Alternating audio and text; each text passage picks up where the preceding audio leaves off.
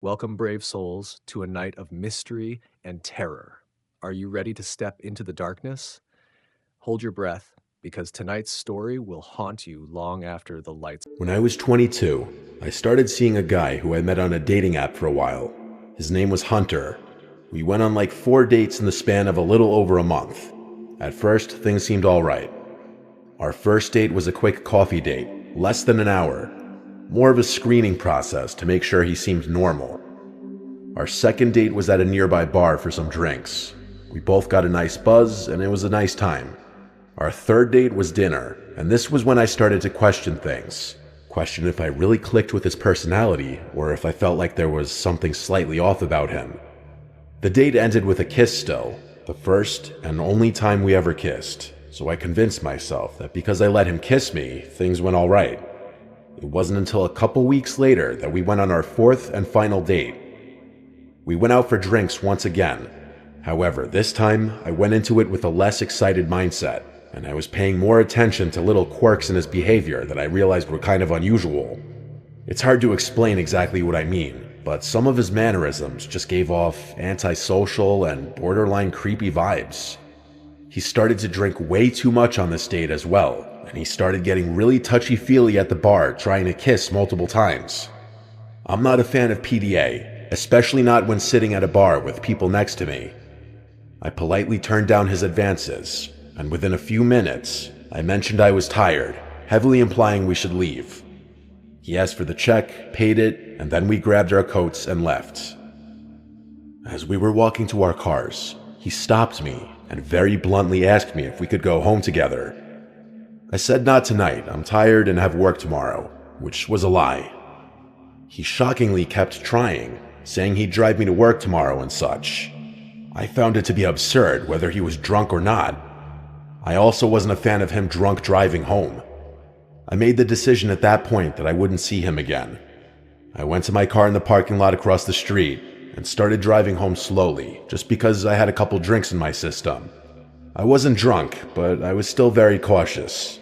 I was also overly alert of my surroundings, looking around for cops, which perhaps is why I picked up on the fact that the same car was behind me still after I made at least 3 turns. And at a certain stoplight, I realized it looked like Hunter's car. I texted him, "Are you following me?" He texted back pretty quickly, saying, "Yes, I just want to make sure you get home okay." I called him, but he wouldn't pick up. This was so weird, and quite frankly creepy. I pulled over and texted him to stop following me, I'm fine. He stopped in the middle of the street for a second, I presume to read my texts, and then he drove off past me. He didn't text back, not until I got home and was in bed. He said as follows, "I hope I didn't weird you out tonight. Sorry I got so drunk. Next time we should do something a little more low-key, like dinner at my place or something." I didn't answer. So the next morning, he followed up with, "Oh no, is the vibe dead?" I still decided to wait a bit to respond. Not even 2 hours later, he sends me a question mark. So I decided to reply now before it got worse. I said, "Hey, I had a great time getting to know you, but I just think our personalities don't click that much. I also really just want to focus on myself right now. I hope you understand." After this was when the angry text started coming in. The worst of which being, "No, I don't understand. You strung me along for 4 dates to tell me that? How about you pay me back half of everything I bought for you then?" There were a few other angry texts that involved personal information, so I'm not going to include them, but they were enough to prompt me to block him. I thought this would be the end of it, but then I started receiving no caller ID phone calls non-stop. I ignored all of them until he finally seemed to get the message and stopped. The next day, when my parents weren't home, I got home from work to find a bouquet of flowers on the stoop along with a card. The card was an apology from Hunter, asking for a second chance. He somehow knew where I lived. That disturbed me. In his mind, he somehow must have thought that this would come off as charming or sweet, when in reality it was extremely alarming. I sent a long and final text to him to please not contact me anymore, and never come to my house again or I'd file for a restraining order. I kept his number blocked so I wouldn't see his response. I thought things would be over now, but I couldn't be more wrong. It was not long after this that I was home alone for the night. My parents' house is big, and I had a loft bedroom, which meant my bedroom was the highest point in the house. I awoke in the middle of the night to something. I wasn't sure what it was at first, but I felt as though I was hearing noises from downstairs. I tried my best to listen closely, and then I heard what was very obviously a door opening from outside my bedroom. One of the upstairs doors. Nobody was supposed to be home that night. Even in my haze from freshly waking up, I still immediately thought intruder. I crawled out of my bed onto the floor and shimmied under the bed. Before calling 911, I texted everyone in my family asking who was home.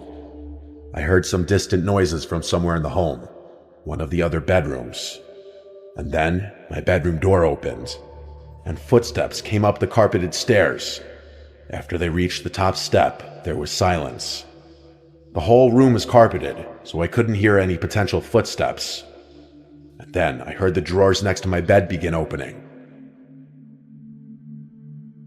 I held my mouth with my hands to mask my breathing. I could feel my heart racing. I heard a man's voice say, "God fucking damn it," under his breath. In that moment, I thought, wait, that might have sounded like Hunter's voice. I still didn't move, and I prayed my phone did not get any notifications now. I heard more rummaging sounds. He was going through my entire dresser. Then I heard and felt the bed move as he sat down. I was staring at the outline of 2 shoes through the bed skirt. Even in the dark, it was visible. I don't know what he was doing on the bed, but he sat there for over 2 or 3 minutes before getting up, and I heard him say under his breath, "Fucking bitch." I heard all the drawers close, and then I heard footsteps walk back down the stairs, the door shutting, and then sounds of footsteps walking down the stairs to the living room. I called 911 now, and I still whispered into the phone just to be safe. I stayed on the line and stayed under the bed for 10 to 15 minutes until one of the police officers showed up, and I went down to meet them at the front door, and even that was tense. After letting him in, I told him everything he didn't already know from the phone call he responded to. As such, he did a sweep of the house, and during that another officer arrived, this one female, who also assisted in the search. It turned out every window was unlocked, and one of the windows, the dining room one, is big enough for someone to crawl through, though I don't think anyone ever pictured someone squeezing through the bush in front of the window and then crawling through it. I gave a verbal statement of everything. I was given a report number and they left. When my parents returned home the next day, they already knew everything from my texts and phone call with them. We went to the police station with my report number and gave as much information as possible, such as text screenshots, including him admitting he was following me home. They said they'd investigate, though without solid proof it was him inside the house, it was tricky. I think the case lost steam when I really didn't have any proof of anything. I did, however, successfully get a restraining order against him, and I was advised to never accuse him of having broken in, nor ever contact him again. He thankfully didn't, but from that point till the moment I moved out of my parents' house, I was always uncomfortable he would be creeping around outside. Even today, I sometimes fear he might find out where I currently live.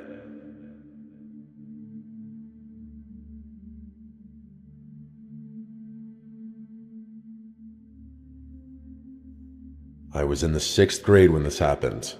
This all started on the week of Halloween, when I would stay after school to help decorate a haunted house for my school's Halloween carnival. I often got to stay and fool around with some of my friends while getting awarded with pizza for helping decorate.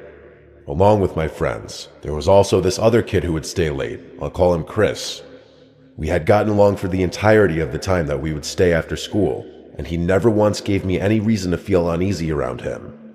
He was genuinely a funny and cool kid. But anyway, fast forward 2 weeks. I was suddenly approached by a group of girls in my grade who were all excited and had wide grins on their faces. I asked them what was going on, only for them to tell me that I had a secret admirer and that he would be texting me tonight. Now, I'd be lying to you if I told you that I wasn't excited, or at the very least curious about this. I wanted to know who. Later that night, when I was about to go to sleep, I got a notification from Messenger. It was the only app I had at the time that I always used to communicate with my parents whenever I was home alone. The message was from Chris.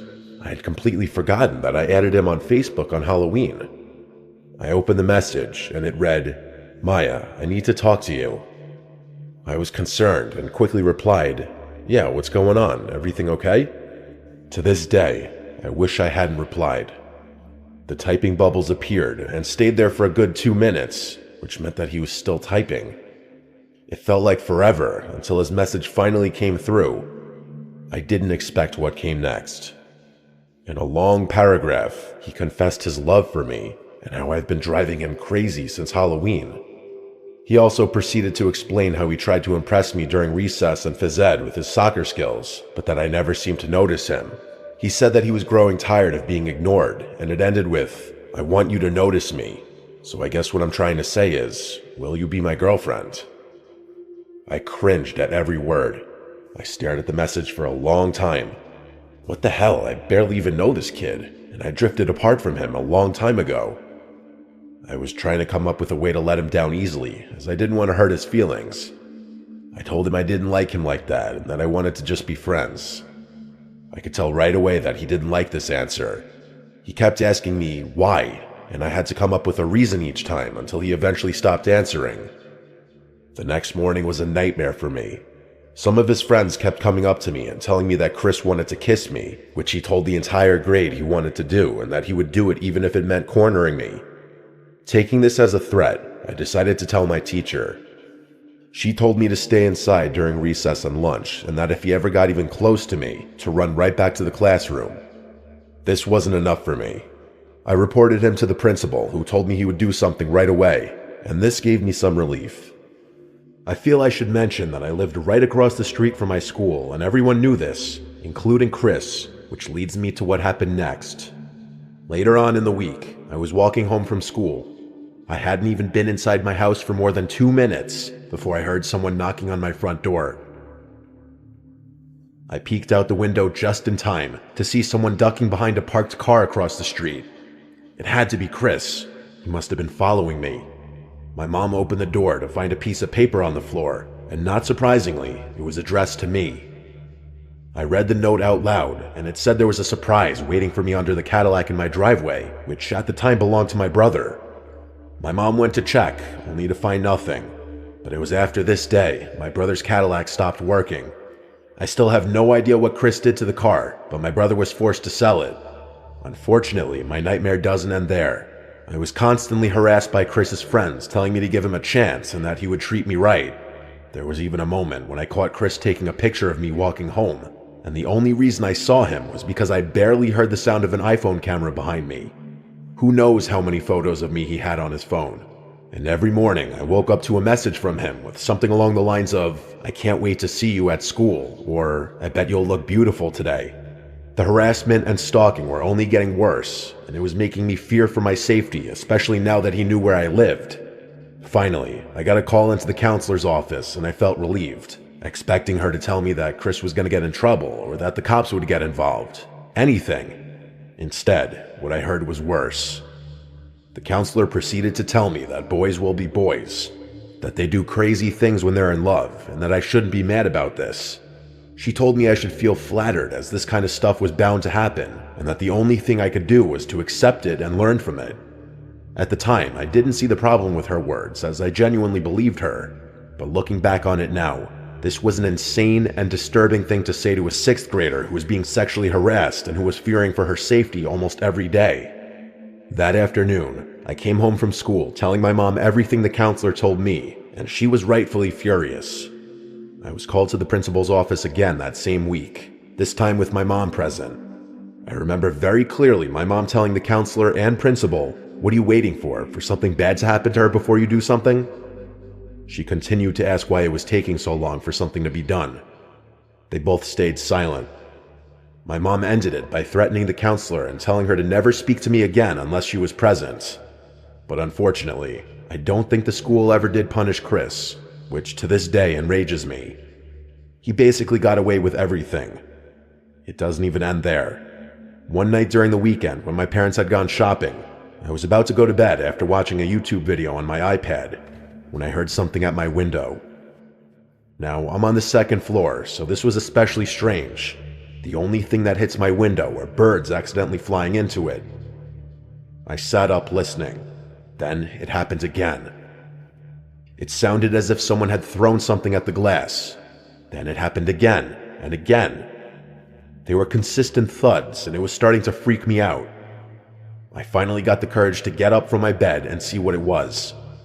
My heart dropped into my stomach when I opened the curtain and looked down to see Chris holding a handful of rocks, looking up at my window. He somehow had managed to figure out which window was mine. He was about to throw another when he noticed me. I could ever so slightly see that he was saying something, but I didn't stop to see what. I remember going to see if every window and door was locked, and thankfully everything was. When I returned to my room, I received 4 messages from Chris. "Why did you leave? I just want to talk. I'm sorry, all I wanted was a kiss. Please forgive me. You are not who I thought you were. Bye." I blocked him after that.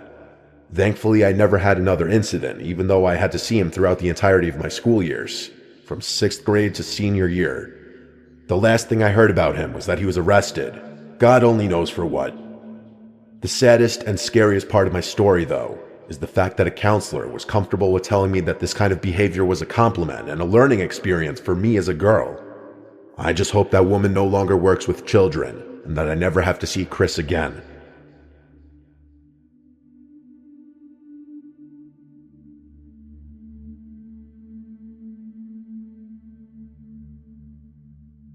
I want to stay as anonymous as possible with this. This was a very serious occurrence that I have PTSD about, and unfortunately, it scarred me. I'm changing all towns and names in this story, so there's no way it gets traced back to me. I've been a very reclusive person most of my life. It started at a young age. Even in my early school years, my teachers would tell my parents I had antisocial behavioral problems. I would even be included in some of the, I guess you would say, special 20-minute classes for speech and behavior in elementary school. At the time, I didn't comprehend why I was being brought there while the rest of my class wasn't. Middle school was when the pressures of the social hell that school is really started to set in. Kids started forming their friend groups, and that only carried over into high school and got worse. I never had learning disabilities or anything. I just had social issues, which had gotten better as I've grown older, but I would still consider myself an awkward, introverted person. However, I've made my close friends, and I'm grateful for that. But now let's talk about girls. Of course, being a social recluse comes with having trouble with the ladies. Honestly, not to get too graphic, but it means something to my story. I lost my virginity at 21. That's a bit late, I'd say. This was at the age of 23. I moved out of my parents' place already. I had been working a high-paying job in my field for a couple of years at that point already, and I bought a townhouse in my hometown. It was pretty affordable, but a nice and big townhouse. I don't live there anymore, but it was 2 floors. It was the kind of place that would impress girls at 23 if you owned it. So one day swiping on Tinder, I matched a pretty decent-looking girl. I'll call her Emily. We went on a date at a nearby restaurant for dinner. I was a little in my head, thinking she was judging me or I was acting awkward, and by the end of it, I felt like she'd never want to see me again. But when I was in bed after getting home, she told me she really liked me and had fun, and I was ecstatic, honestly. So we went on a 2nd, 3rd, and 4th date, and honestly, things felt great after I got out of my head. We became boyfriend-girlfriend fairly quickly, but the honeymoon phase didn't last forever. When you first start seeing someone, you get excited anytime they text or call you. You crave the attention because ideally it's a 2-way thing. But slowly, I started feeling as though she was texting me maybe a bit too much. At all times of the day, she'd ask where I was, if I was doing something, or perhaps took my time in responding. She'd call me or send question marks to follow up. One day when we were on the couch, she demanded we share our locations with each other. I wasn't thrilled about this, even though I had nothing to hide. I did it anyway. So we're a couple months into the relationship, our location shared, and this is where things went really sour. She'd start asking me why I was at Phil's house and not answering her texts. It got so bad that one night when I was with Phil and my friend Mark in Phil's basement on a Friday night, she actually showed up to his house, and Phil's mom walked Emily downstairs. She didn't even hide the fact that she was pissed at me, and immediately spoke in a loud voice, almost a yell, reprimanding me for goofing around at Phil's house instead of answering her texts about going to some winery the following day. I asked her if we could discuss this later, but she insisted I leave with her. I apologized to my friends and went outside with her. We had an argument in the street. She wanted to come home with me, but I told her no. We both drove separately, obviously, so I drove home and told her not to follow me. When I got home, I sent her a long text telling her we need a break and I need space. Should I have done this in person? Yeah, probably. Text message breakups aren't fair most of the time. But honestly, in the moment, I was scared of what her reaction would be in person. Of course, she started calling me over and over, blowing up my phone with texts. When I eventually stopped answering, I got aggressive pounds at my front door of my townhouse and constant rings from the doorbell. It got so bad that my neighbor actually came out and asked her what she was doing. I heard Emily screaming at him that I'm a piece of shit and this and that, and my neighbor calmly told her to go home. I listened to everything with my ear basically up to the door. She did leave, and honestly, I was kind of disturbed.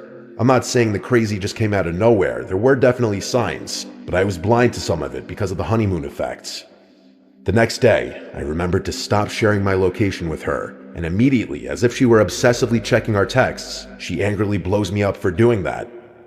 I was more and more sure of my decision to cut ties with her every text she sent. My final text to her was, "I'm sorry, Emily, I have to block you for a while, you're scaring me." She surprisingly didn't come knocking or anything. However, I noticed she instantly stopped sharing her location as well. It was exactly 1 week later. I went over to Phil's house again and chilled with the guys. I left around 11 p.m. and got home shortly after. I wasn't tired and I was hungry, so I threw some food in the microwave and plopped on the couch to watch a movie. I was browsing all the streaming apps for something good. I wanted a scary movie. When the microwave beeped and it went silent, I suddenly heard a click or thud from the dining room. So the layout of the downstairs of the townhouse, it looped around in a circle. It went from the kitchen to dining room to living room to den, and they were all separated by a wall in the middle. However, the den to the dining room had a door, not an opening. I attached this photo to give a better idea. To allow for complete silence, I grabbed the TV remote and muted the TV, and it was then that I surely heard the door separating the den and the dining room clicking open. I peered into the dining room. I blurted out, "Who's in here?" to of course nothing in response. I entered the dining room, my blood running cold as I saw that door was opened. I have a thing for keeping doors in my home shut, and that door was no exception. I went to the kitchen and grabbed the biggest knife from the knife block. I also called 911 right away. I had never called 911 once in my life. This was a first. On the phone, I spoke really loud so that whoever was in there would hear that I was on the phone with the police. Whether this was a good idea or not, I guess is debatable. I said, "I think my crazy ex-girlfriend has broken into my house. Please send someone." The rest of that call was explaining what exactly was going on, why I thought it was my ex, and her instructing me to wait outside if possible. So I went outside and waited not far from the front door. Surprisingly quickly, a police car rolled up. I once again briefly explained what I thought was going on, and I led the officer into my home. We both performed the most thorough search of the place together, and I'm telling you, no one was in there. We checked the mini crawl space hidden in the closet. We checked every closet for that matter. We checked under the beds, under the couches, even the mini attic too. When the coast was quite literally clear, he told me to call again if I heard anything, which said to me that he believed me and knew I wasn't making it up or going crazy. My night was obviously disturbed after that. No way I was going to be able to sit in the living room and watch a movie now. I ate my food, which had been sitting in the microwave, and went up to my room and locked the door. I texted all my friends and family, of course, about how spooked I was. But given that no one was in there, I had to dismiss it as just one of those creepy moments of something in the house moving by itself. I almost texted Emily, but refrained from doing so. I took a melatonin, and from what I remember, I quickly drifted off to sleep surprisingly. However, I'm a light sleeper, and something caused me to wake up. I didn't know what it was, but something in the room felt off. I checked my phone, and I had a bunch of texts from a random number. That must have been what woke me up. I quickly realized it was Emily. In short, without reading the paragraph she sent me, she was stating how sorry she was and that she wanted to talk. She was begging me to see her to talk tomorrow in person, and the rest of the texts were her saying, "Are you awake?" and "wake up" over and over. She said "wake up" a total of 8 times over text. Surprisingly, she hadn't tried calling me though. I responded, "Why are you awake right now? This is crazy that you're blowing me up at an hour like this. Honestly, if I wasn't sure before, your actions just these past few days alone have confirmed that I don't want anything to do with you anymore. Please just leave me alone." Seconds after I pressed send, I heard a scream from inside of the closet next to my bed. It was Emily's voice, yelling the word no, and then the closet door burst open. I didn't have time to think of anything besides jumping out of the bed and getting that bedroom door open and getting out of the room. It wasn't locked anymore, mind you. Once out of the room, I pushed the door shut and held it shut as she tried opening the door. She didn't just try opening it though. She started stabbing the door, and I saw the knife she was wielding piercing through my side.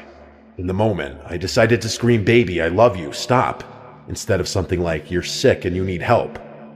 When I said I loved her, she stopped and calmed down, and I took this moment to call 911 again silently while still holding the door shut. At this moment, we spoke through the door to each other while I had 911 on the line, and I came up with some bullshit on the spot that I was going through a rough time right now, but that I loved her and was planning on getting back with her. She said in a frantic voice, "That's all I wanted to hear. Why couldn't you just be honest with me?" She asked me to open the door. I had to stall though. I told her I was scared and wanted her to drop the knife. Eventually, she agreed, and I told her to throw it across the room so I could hear it land. She did so. I heard the clang of the knife ricocheting off the wall and onto the floor. So what I did next, I yanked the door open and tackled Emily to the floor. She screamed and fought and went hysterical. I didn't care. I held her down as I yelled my address and everything into the phone, which was still connected to 911. I held her down all the way until the police arrived. To my surprise, the police literally kicked the front door down, and it was so loud it could be heard over Emily struggling all the way upstairs. Police entered the room quickly, a surprising amount of police actually. Emily was put in cuffs quickly, and she was hysterically crying. I think the only reason I wasn't crying was because I was in such shock. This was the worst, most scarring night of my life. The nightmare didn't end there though. There was such a long and serious legal process that followed as far as getting Emily convicted. I never wanted my name or any info to be out there on the internet to end up on one of those crime YouTube channels, so I've been careful about leaking too much information that could get back to me. Emily's in prison for some very serious charges. No part of that makes me happy. This was someone I spent a little chunk of my life with more or less every day. Someone I thought I loved. Someone who tried to kill me. She was not right in the head, and it still pains me how oblivious I was, not only because of how infatuated I became at first, but because of my own lack of self-confidence to a degree that I was so focused on impressing her at first that I didn't even pay attention to certain alarming behaviors on her part early on. I know this will stick with me forever, and honestly, even if anonymously, it would feel good to get this story out there finally if it's chosen to be read.